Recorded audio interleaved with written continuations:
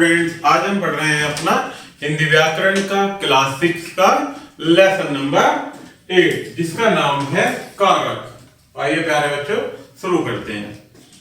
संज्ञा या सर्वनाम के जिस रूप से क्रिया के साथ उसका संबंध प्रकट होता है उसे ही हम क्या कहते हैं, कारक। अर्थात सामान्य अर्थ में यदि बात की जाए प्यारे बच्चों तो हम क्या कारक किसे कहते हैं कि संज्ञा या सर्वनाम का वह रूप जिससे उसका क्रिया के साथ संबंध पता चलता है।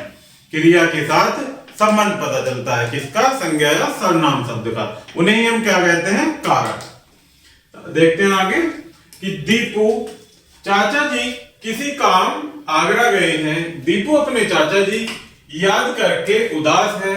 दीपू उदासी देखकर चाचा जी उसके आइसक्रीम मंगाई। आइसक्रीम देखकर दीपू प्रसन्नता फूल गया। उपयुक्त वाक्य में संज्ञा, सर्वनाम तथा क्रिया इत्यादि सभी प्रकार के शब्द हैं, परंतु कोई सार्थक वाक्य नहीं बन पाया क्योंकि प्रयोग किए गए शब्दों को आपस में एक दूसरे से कोई तालमेल नहीं बैठ रहा। इन्हीं शब्दों में कुछ शब्दों को यदि जोड़कर लिखा जाए तो दीपू के चाचा जी किसी काम से आगरा गए हैं। दीपू अपने चाचा जी को याद करके उदास है और दीपू की उदासी देखकर चाची जी ने उसके लिए आइसक्रीम मंगाई। आइसक्रीम देखकर दीपू प्रसन्नता से फूल गया। इन वाक्यों में आय, के, से, को, की, के, ने, लिए, से शब्दों द्वारा वाक्य पूर्ण स्पष्ट हो रहा है। तो प्यारे बच्चों इसी प्रकार से यही क्या कहलाते हैं, शब्द हमारे कारक चिन्ह कहलाते हैं। इन कारक चिन्हों को विभक्ति तथा परसर्ग चिन्ह भी कहते हैं। क्या कहते हैं, विभक्ति या परसर्ग चिन्ह। हिंदी में कारक 8 प्रकार के होते हैं।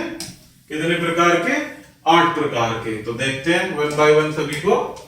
पहला होता है प्यारे बच्चों कर्ता कारक, कर्म कारक, करण कारक, संप्रदान, अपादान, संबंध, अधिकरण और संबोधन। इनको वन बाय वन परिभाषा और उदाहरण के माध्यम से समझते हैं प्यारे बच्चों।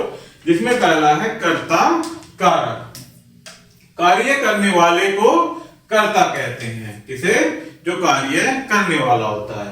अर्थात संज्ञा या सर्वनाम के जिस रूप से कार्य करने वाले का बोध होता है उसे कर्ता कारक कहते हैं। जैसे शिखा ने नृत्य किया।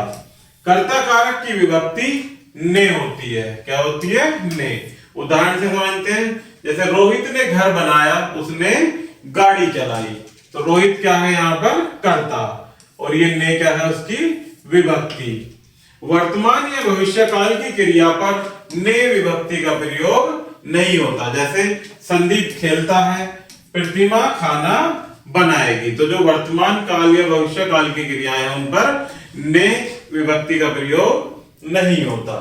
नेक्स्ट पॉइंट है कि भूतकाल में सकर्मक क्रिया होने पर भी ने का प्रयोग होता है। जैसे मैं पढ़ता रहा, क्रिया क्या है, अकर्मक। कृष्णा ने दौड़ लगाई। यहां पर दौड़ना क्रिया कैसी है, भाववाचक संज्ञा बनकर कर्म के साथ प्रयुक्त है, इसलिए यह क्रिया कैसी है, सकर्मक। नेक्स्ट पॉइंट है कर्मवाच्य एवं भाववाच्य में ने के स्थान पर से अथवा द्वारा का प्रयोग होता है। जैसे हरिओम से पढ़ा नहीं जाता। नेक्स्ट पॉइंट है कि नृत्य क्यों द्वारा नृत्य प्रस्तुत किया गया। आगे देखते हैं कर्ता कारक के लिए को विभक्ति का प्रयोग भी किया जाता है। जैसे मोहन को अभी जाना है, कीर्ति को बाजार जाना है। नेक्स्ट पॉइंट है प्यारे बच्चों कारक, कर्म कारक।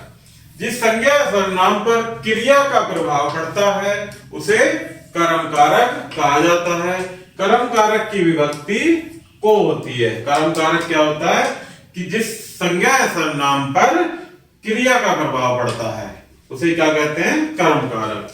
जैसे उदाहरण के माध्यम से समझते हैं। कृष्ण ने कंस को मारा, इसकी विभक्ति क्या है प्यारे बच्चों, को। शिक्षिका ने बच्चों को पाठ पढ़ाया। को विभक्ति का प्रयोग प्राय नहीं होता।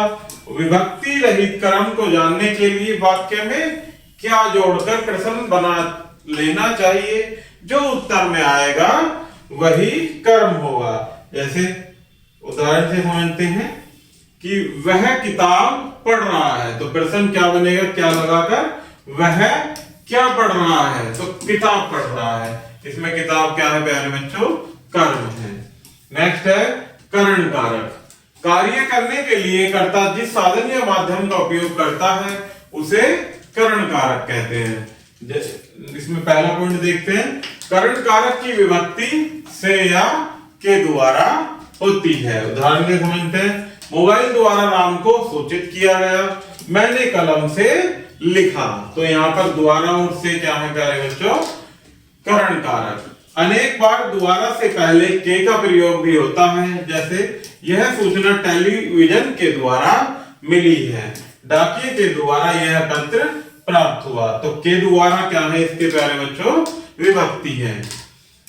से का प्रयोग साथ के अर्थ में होता है, जैसे सुधीर ने मन से गाना नहीं गाया, गरीब आदमी नमक से रोटी खाकर गुजारा कर लेता है। तो से विभक्ति किसकी है, करण कारक की। नेक्स्ट कारक है प्यारे बच्चों संप्रदान कारक। जिस व्यक्ति के लिए कुछ कार्य किया जाए या जिसे कुछ दिया जाए उसे संप्रदान कारक कहा जाता है। जैसे संप्रदान की विभक्ति के लिए होती है, आपके लिए वस्त्र लाया हूं, स्नेह के लिए पुस्तक लानी है। यहाँ के लिए क्या है, संप्रदान कारक की विभक्ति।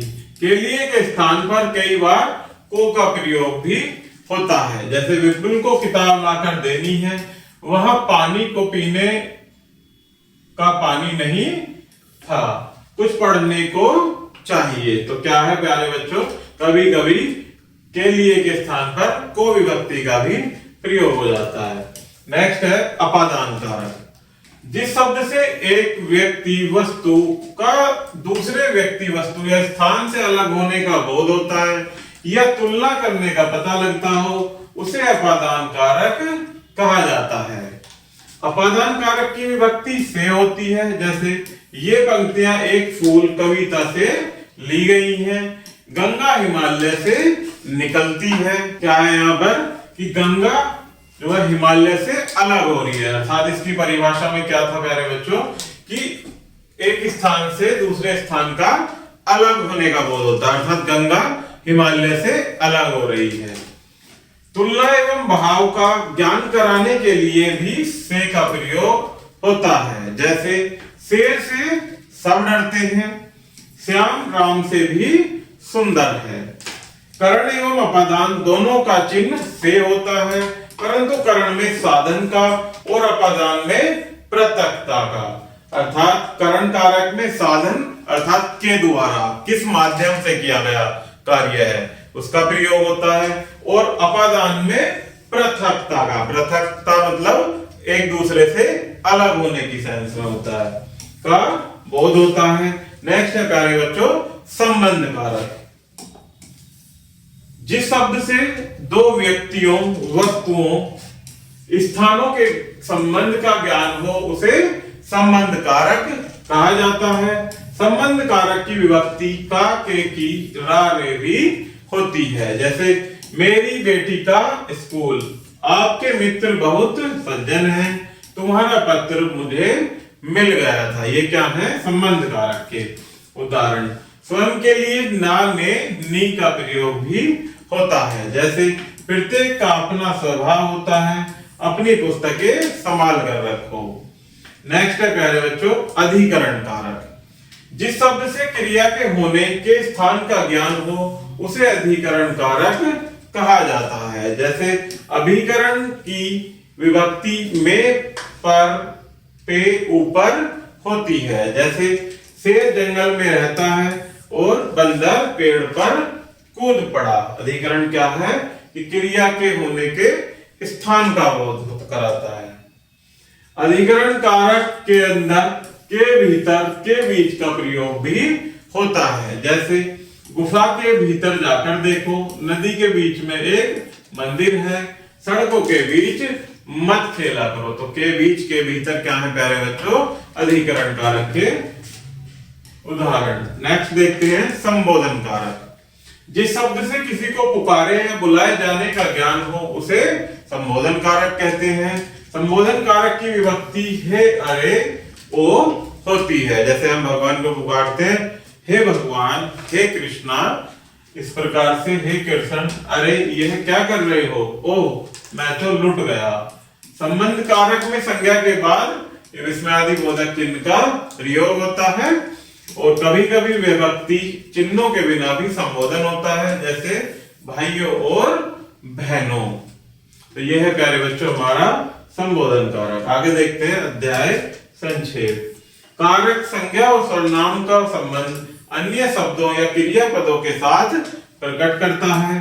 कर्ता कारक की विभक्ति ने अकर्मक क्रिया वर्तमान काल तथा भविष्य काल में नहीं लगती हैं। तो प्यारे बच्चों, इस प्रकार से हमारा ये लेसन यही समाप्त होता है। आशा करता हूं कि आपको यह वीडियो जरूर पसंद आई होगी। धन्यवाद।